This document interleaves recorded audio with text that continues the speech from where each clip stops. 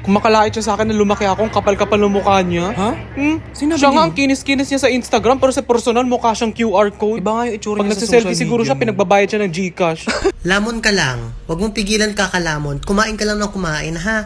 Hayaan mo sila. Hayaan mo sila mag-body shame sa'yo. Gusto mo yan eh, di ba?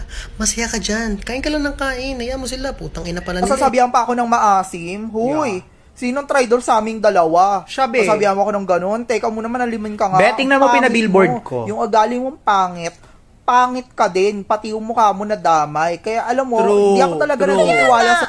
Sino ang mali Si doon? bakla hindi na naman nagigets yung mga sinasabi ko. Mas mali ka. Bakla hindi mo Bakit siya nagigets yung mga sinasabihan mo sinasabi ng ko, ganun? te. Eh, diba, sino may kailangan? Te, hindi naman O, kasi diba yun yung ikaw? usapan, Ikaw te. mali. Ang usapan, te, hindi nga, wala Ewan ko naman sa kasing inyo. mali. Mali. Ang pili, Hindi, kasi, Ayoko yun. Same te, same. Dilulo, no? Gandang-ganda sa sarili. Ano sabi niya? Choice niya daw maging single. Correct. Wow, choice ng Diyos sa'yo yun, te. Nakakaloko ka. Gandang-ganda. Sana naging choice niya din yung hygiene minsan.